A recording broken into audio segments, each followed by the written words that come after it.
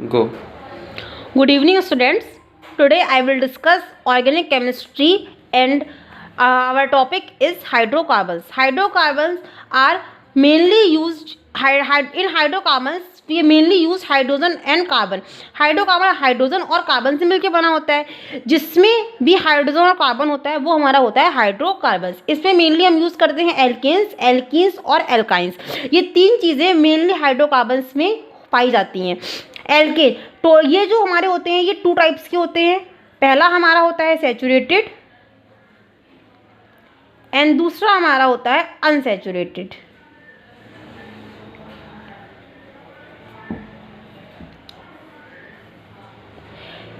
Saturated hydrocarbons में हमारे आते हैं एल्केन.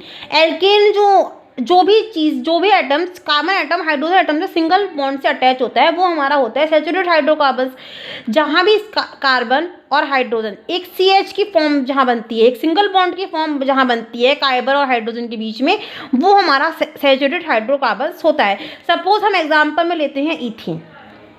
हमने एग्जाम्पल में लिया हमारा इथेन. इथेन हमारा जो होता है उसका हम स्ट्रक्चर बनाते हैं C, single bond C, and इसकी बैलेंसी को कंप्लीट करने के लिए हम इसके साथ में क्या लेते हैं H.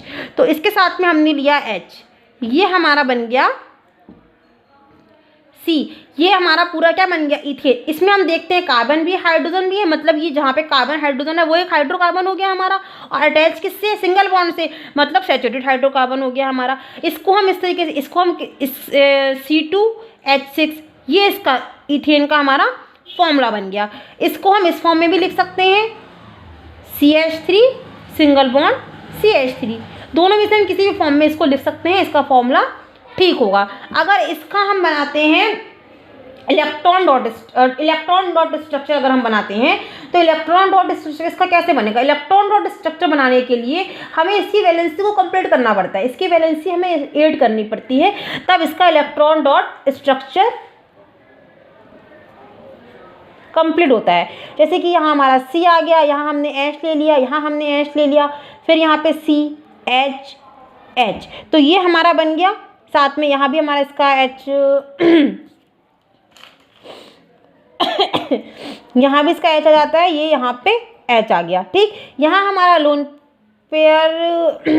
Lone pair of electron इसके साथ में पार्ट लेता है, यहाँ lone pair of electron part ले रहा है, यहाँ lone pair of electron part ले रहा है. यहाँ पे हम इसका X ले रहा है. अब यहाँ पर X है तो यहाँ हम X डैश ले लेते हैं, तो इसका X डैश, यहाँ भी हमारा इसका X डैश ही हमारा पार्ट लेगा, यहाँ भी इसका X डैश हमारे साथ पार्ट लेगा, और यहाँ भी इसका X डैश हमारे साथ पार्ट लेगा. सॉरी, इसको यहाँ नहीं, हम यहाँ लिखते हैं. ठीक, नाउ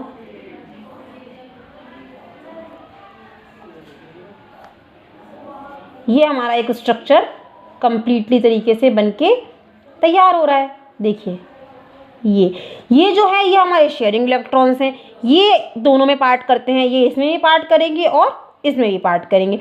ये हमारे शेयरिंग इलेक्ट्रॉन्स कहलाते हैं.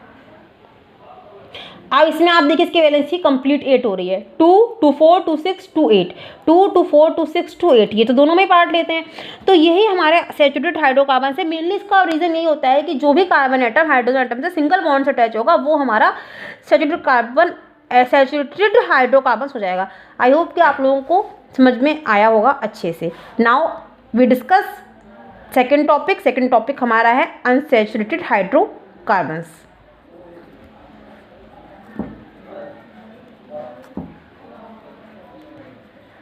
अनसैचुरेटेड हाइड्रोकार्बन्स कौन से होते हैं.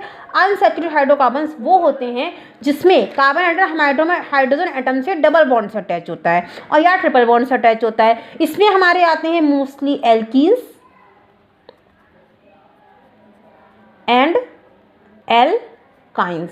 ठीक, एल्कीन्स और एल्काइंस ये दोनों हमारे इसमें आते हैं. एल्कीन्स हमारा डबल बॉन्डेड होता है और एल्काइंस हमारा ट्रिपल बॉन्डेड होता है. ठीक, एल्कीन में हम एग्जाम्पल सपोज हमने ले लिया इथीन का.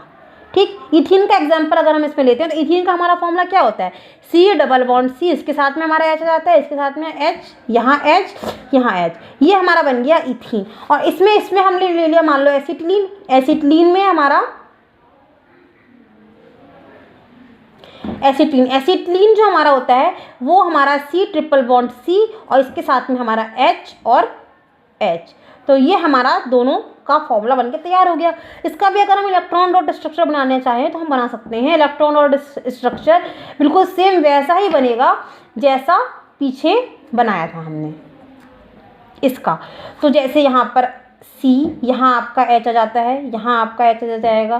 फिर यहाँ पे जब हमारा सिंगल बॉन्ड था तो हमने एक एक X दिया था, लेकिन जब हमने डबल बॉन्ड लिया है तो हमें दो लेने पड़ेंगे, 2 इसके साथ में और 2 इसके साथ में। सेम यहाँ पे हमने डैश ले लिया है, यहाँ X के साथ में X का इलेक्ट्रॉन, यहाँ X के साथ में X का इलेक्ट्रॉन। देन यहाँ पे C, यहाँ H, यहाँ H के साथ में X का इलेक्ट्रॉन, यहाँ पे H के साथ में X का इलेक्ट्रॉन।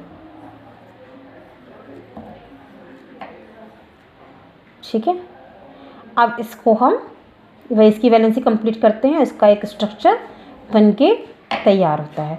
ये बनके तैयार हुआ इसका स्ट्रक्चर, ये इसमें पूरा आता है और ये इसमें इस तरीके से पूरा आएगा। देखिए 2 2 4 2 6 2 8, 2 2 4 2 6 2 8, ये इसका इलेक्ट्रॉन डॉट स्ट्रक्चर बनकर तैयार हुआ किसका? ईथीन का।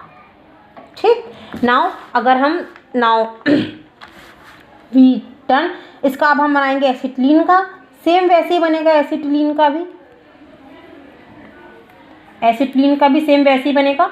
C, अब यहाँ पे जब डबल बॉन्ड था तो 2X से जब ट्रिपल बॉन्ड आ जाएगा तो हमारे 3X हो जाएंगे। तो वही सेम यहाँ हमने H ले लिया, यहाँ पे से एक H है, यहाँ हमने H ले लिया है। यहाँ H के साथ में वही 2X, यहाँ पे H के साथ में भी हमारे 2X। यहाँ अब हम यहाँ पे X का डैश ले लेंगे। ठीक है, और उसके बाद यहाँ हमारे वही 3X आ जाएंगे, यहाँ हमारे 3X डैश आ जाएंगे।